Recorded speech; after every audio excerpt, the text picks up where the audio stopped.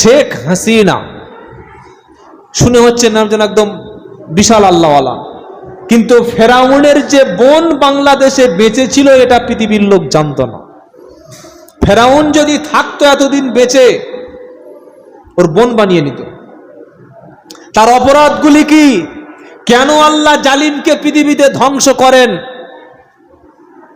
2009 সালে যখন বাংলাদেশে নির্বাচন হয়, ব্যাপক ভোট পাওয়ার পরে, যেহেতু বাপ প্রধানমন্ত্রী ছিলেন, বাপ রাষ্ট্রের স্থপতি ছিলেন, বাপের দোহাই দিয়ে রাজনীতি করা খুব সহজ, বিশাল ভোট পায়। এই 2009 সালে ভোটে জেতার পর থেকে তিনটে নির্বাচন হয়েছে বাংলাদেশে।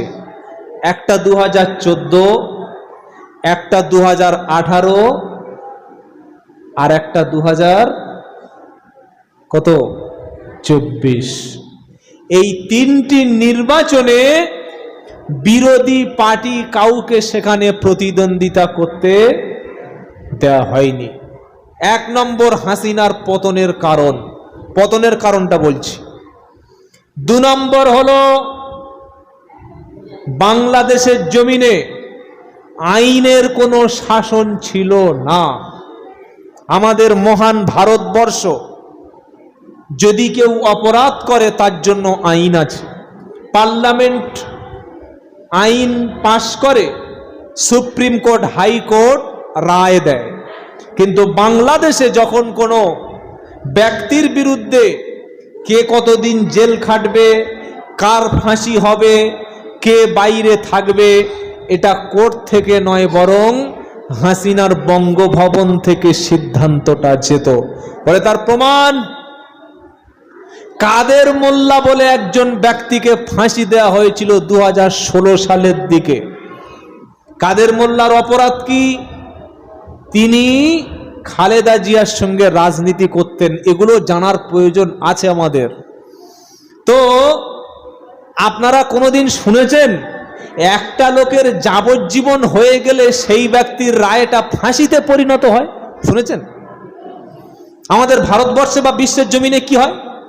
দাগী আসামি, দাগী অপরাধীর ফাঁসির রায় যদি সুপ্রিম কোর্ট দেয়, তার 2টো সুযোগ আছে বাঁচার। কটা? জোরে বলেন। 2টো। 1 নম্বর কি? 1 নম্বর হলো লোকটি রাষ্ট্রপতির কাছে বা সুপ্রিম কোর্টের কাছে আপিল বিভাগে আপিল করতে পারে যে আমাকে যে ফাঁসির রায় দেওয়া হয়েছে না, এর থেকে আমাকে মুক্তি দেওয়া হোক। যদি আপিল বিভাগ মকুব করে দেয়, লোকটা তাহলে বেঁচে যেতে পারে। ঠিক বলছি না ভুল বলছি? 2 নম্বর হলো যখন আপিল বিভাগ বলে বাঁচার আর কোনো সুযোগ নাই, তখন রাষ্ট্রপতির কাছে একবার হাতে ধরে পায়ে ধরে প্রাণ ভিক্ষা চাইতে পারে যে আমার ছেড়ে দেওয়া হোক। কাদের মোল্লা নামক হাসিনার প্রতিদ্বন্দ্বী রাজনীতিবিদ, হাইকোর্ট থেকে রায় আসলো কি লোকটা সারা জীবন যাবজ্জীবন জেল। হাসিনা দেখলো, আরে এই কাদের মোল্লা বা বিরোধী পার্টিকে যদি বাঁচিয়ে রাখি তাহলে আমার তো গদি থাকবে না। ঠিক ফেরাউনের মতো, যেমন বাচ্চাগুলোকে ফেরাউন বলল হত্যা করো, কারণ যদি ওই বাচ্চার মধ্যে কোনো মুসার মতো বাচ্চা তৈরি হয়, কিন্তু আল্লাহ তো মুসাকে ফেরাউনের বাড়িতেই তৈরি করবেন। কাদের মোল্লার রায়কে হাসিনা বললেন ফাঁসি দাও, যাবজ্জীবন থেকে ফাঁসি দেওয়া হলো। চিন্তা করতে পারছেন রায় কাকে বলে? হাইকোর্ট সুপ্রিম কোর্টে রায় না, রায় হাসিনা দিত। 2 নম্বর, তার স্বৈর শাসক, স্বৈরাচারের মাত্রা আরো বেড়ে গেল। 3 নম্বর অপরাধ কি? শুনে রাখেন তার অপরাধগুলো। কেন বিশ্বের জমিনে হাসিনার জন্য মানুষ ঘৃণা করে, কেন তার বিরুদ্ধে মানুষ প্রতিবাদ করছে বাংলাদেশের ছাত্ররা? 3 নম্বর হলো পশ্চিম বাংলার জমিনে আমরা যারা ওয়াজ নসিহত করি, জুমার দিন বক্তব্য করি, আমাদের বক্তব্যগুলো স্বাধীনভাবে করতে পারি। বাংলাদেশে কয়েক লক্ষ মসজিদ আছে, জুমার দিনে ইমাম সাহেব মসজিদে বক্তব্যের মধ্যে, খুতবার মধ্যে যদি হাসিনার একটা শব্দ তার বিরুদ্ধে বলতো, সাথে সাথেই শাস্তি, জেলখানা। মসজিদের খুতবা মনিটরিং হতো। 4 নম্বর হলো যত কোরআনের তাফসিরুল মাহফিল, সেখানে রাজনীতির কোনো শব্দ উচ্চারণ করা যাবে না। আমরা অনেক মুসলমান কি মনে করি জানেন? আমি প্রথমে বলেছি যে হুজুর, পীর সাহেব, পীরজাদা, আলেম, ওলামা এরা রাজনীতি করবে কেন? ধর্ম আলাদা, রাজনীতি আলাদা।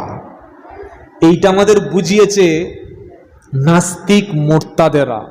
কিন্তু ইসলাম রাজনীতি থেকে আলাদা নয়, সেটা বিশ্বনবী মদিনায় গিয়ে রাষ্ট্র প্রতিষ্ঠা করে ইসলাম প্রতিষ্ঠা করেছিলেন। বলুন সুবহানাল্লাহ।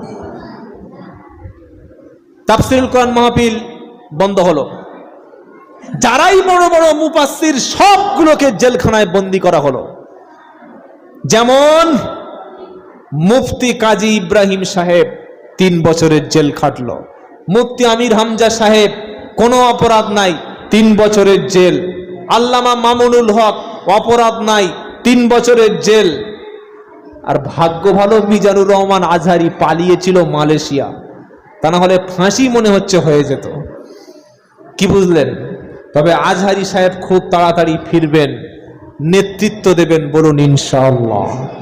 বাংলাদেশে যে বিপ্লব শুরু হয়েছে সেটা আলেমদের বিপ্লব, ওলামাদের বিপ্লব। ওলামারাই এবার নেতৃত্ব দেবে। বলুন সুবহানাল্লাহ।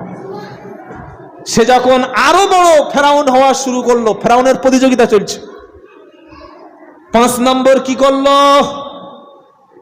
আল্লামা দেলোয়ার হোসেন সাঈদী রহমতুল্লাহ আলাইহি, যিনি মুজাদ্দেদের মতো কাজ আল্লাহ তাকে দিয়ে করিয়েছিলেন। বলুন সুবহানাল্লাহ। সাঈদী সাহেবের অপরাধ কি? কয়েক হাজার অমুসলিমকে মুসলমান বানিয়েছিল। 2 নম্বর অপরাধ, তার কথা শুনে লক্ষ লক্ষ মানুষ মাজারমুখী না হয়ে মসজিদমুখী হয়েছিল। বলুন সুবহানাল্লাহ। মাজারওয়ালারা দেখলো আমাদের ব্যবসা তো ভালো চলছে না। আপনারা শুনলে অবাক হবেন, আল্লামা সাঈদীর বিরুদ্ধে প্রথমে কোনো হাসিনার লোক মামলা করেনি। মামলা করেছিল একজন পীরপন্থী ভণ্ড পীর, মাঝ ভান্ডারী। সে বলল, সাঈদী সাহেব মাজারের বিরুদ্ধে কথা বলে, আমাদের ধর্মীয় অনুভূতিতে আঘাত লাগছে।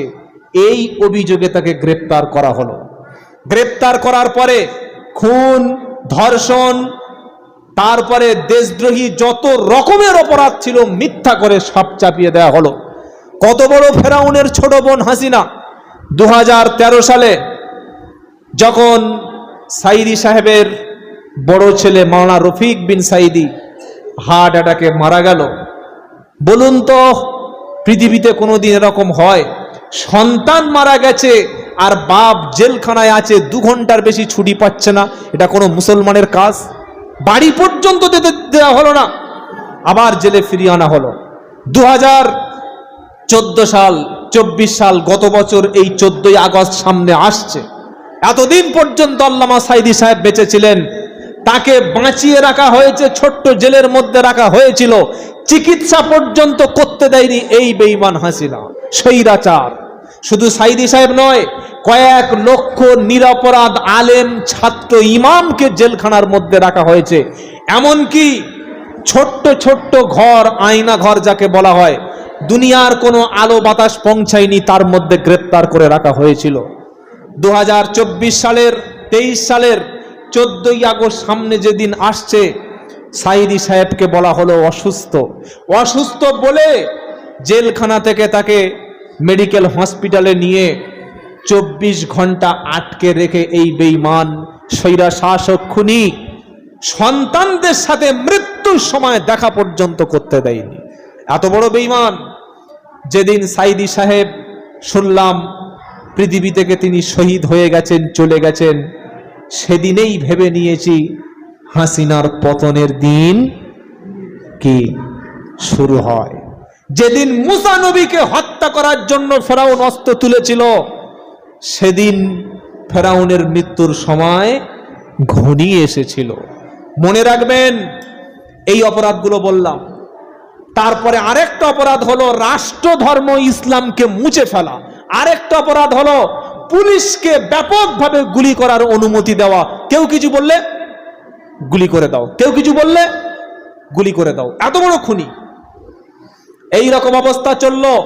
দেশের সব জায়গায় দুর্নীতি ভরে গেল, দেশের সব জায়গায় খুনি ভরে গেল, মানুষ কথা বলতে বিচার পায় না, আর সব জায়গায় অযোগ্য ব্যক্তিকে নেতৃত্ব দেওয়া হলো। নবী সাল্লাল্লাহু আলাইহি ওয়াসাল্লাম পরিষ্কার হাদিসে বলে গেছেন, কিয়ামতের আলামত হলো অযোগ্য ব্যক্তিকে যোগ্য পদ দিয়ে দেওয়া। কি কেন যোগ্য পদ দেওয়া হলো জানেন অযোগ্য ব্যক্তিকে? কারণ হাসিনা বলল, যারা 71 সালে মুক্তিযোদ্ধা তাদের নাতিপুতিরা সবাই 60% সংরক্ষণ পাবে, আর যারা দেশে শিক্ষিত, যাদের কোয়ালিটি আছে, যুবক, তাদের চাকরি ছিল না। আন্দোলন শুরু করলো 1 মাস আগে। তখন এই স্বৈরা শাসক হাসিনা বলল যে ছাত্রদের আন্দোলন যাতে না করতে পারে তাদেরকে রাজাকার বলে আন্দোলন নস্যাৎ করে দাও। আবু সাইদ বলে একজন ছাত্র, আপনারা প্রত্যেকে দেখেছেন, প্রকাশ্য দিবালোকে হাসিনার পুলিশ তাকে গুলি করে শহীদ করে দিল। বাংলাদেশের জনগণ বলল, আবু সাইদ যদি শহীদ হতে পারে, তাকে যদি গুলি করা হয়, আমরাও আবু সাইদ হতে রাজি আছি, এর পতন আমরা দেখে ছাড়বো। হাসিনা তখন পুলিশকে বলল, যত প্রেসার আছে, যত ক্ষমতা আছে, সবগুলি প্রয়োগ করো। এগুলো পতনের কারণ বলছি। প্রয়োগ করা হলো। 12 দিন বাংলাদেশে ইন্টারনেট বন্ধ। জানেন না আপনারা? কয়েক হাজার ছাত্রকে গুলি করে হত্যা করে দেয়া হলো। 12 দিন পর 14ই আগস্ট, তার পতনের আগের দিন, সেনাবাহিনীদের সঙ্গে মিটিং করলো। দেখুন আল্লাহ কিভাবে স্বৈরা শাসকদের বিচার করেন, দুনিয়াতে বিদায় করেন। মিটিং করে বলল, আগামীকাল 5ই আগস্ট দেশের জনগণ আমার বিরুদ্ধে। প্রত্যেক সেনাবাহিনীকে নির্দেশ দিল, সব জনগণের বিরুদ্ধে গুলি করো। সেনাবাহিনীরা বলল, আরে ভাই, আপনারা ব্যাং ট্যাং জীবনে দেখেন নাই নাকি? এটা ব্যাং তো না, সাপ। সাপ ব্যাং দেখে যদি এই অবস্থা হয়, তো কবরে সাপ দেখলে আপনারা কি করবেন? সেনাবাহিনীদের বলল, সবাইকে গুলি করো। সেনাবাহিনী বলল, আমাদের দ্বারা সম্ভব নয়। জনগণের টাকায় ট্যাক্স নিয়ে আমরা সেনাবাহিনী হয়ে জনগণের বিরুদ্ধে গুলি করে মানুষকে শহীদ করতে পারবো না। তখন হাসু আপা ভাবলো, আমার আর ভাব ভালো না।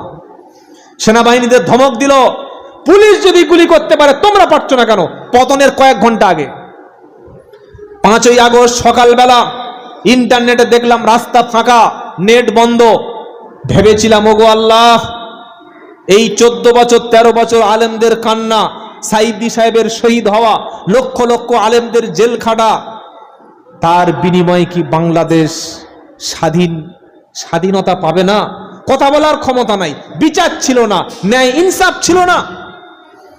দুপুরবেলা দেখলাম ইন্টারনেট খুলে গেছে, হাজার হাজার মানুষ রাস্তায় নেমে গেছে। সেই সময় ছাত্ররা যেমন রাস্তায় নামলো, বাংলার জনগণ রাস্তায় নামলো, এবং একজন পীর সাহেবও তিনি রাস্তায় নেমেছিলেন, যার নাম হচ্ছে মুফতি ফয়জুল করিম চরমনাই পীর। বলুন আলহামদুলিল্লাহ।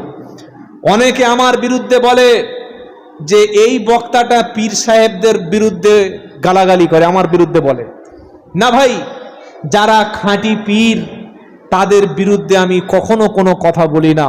তাদের বিরুদ্ধে তো কথা বলি যারা বাপের পাঞ্জাবি গায়ে দিয়ে পীর হয়েছে, বাপের গদিতে বসে পীর দাবি করে, বাপের নাম নিয়ে পীর হয়েছে, তাদের বিরুদ্ধেই কথা বলি। যাদের ইলিম আছে, যাদের যোগ্যতায় পীর, যারা জনগণের জন্য মসজিদ মাদ্রাসা করে, তারাই হচ্ছে অরিজিনাল পীর। যারা সরকারের জুলুমের বিরুদ্ধে কথা বলে, জাতির জন্য জান এবং মাল দিতে পারে, তারাই হলেন খাঁটি পীর। বলুন সুবহানাল্লাহ। আর মাত্র 4 ঘন্টা সময় বাকি আছে। লক্ষ লক্ষ কোটি কোটি মানুষ রাস্তায় নেমে গেছে। সেনাবাহিনী বলছে, খালা, হাসু আপা, ক্ষমতা ছেড়ে দেন, সময় বেশি বাকি নাই। টেবিল চাপড়ে বলছে, কি বলছো? তোমরা সবাই গুলি করতে শুরু করো।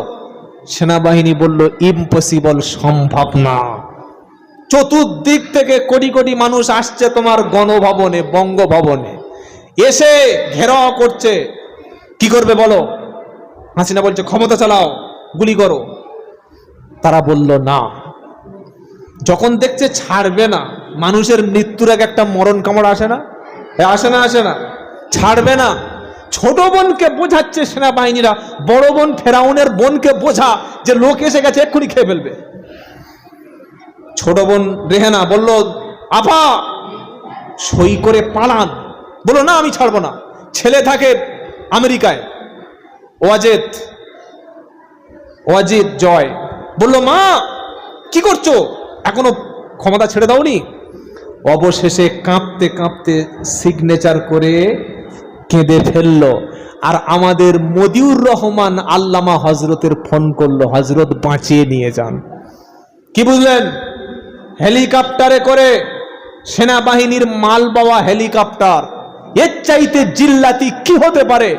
ওখান থেকে আগরতলা এয়ারপোর্ট গেল। সেনাবাহিনীরা বলল, তাড়াতাড়ি সই করে পালিয়ে যান, 45 মিনিট সময় আছে, তা না হলে আপনার ভিতর ঘরের যা আছে সব তো নেবে, কাপড় পর্যন্ত পরার সময় দেবে না। কাঁদতে কাঁদতে উঠে গেল, চলে আসলো কোথায়? দিল্লিতে।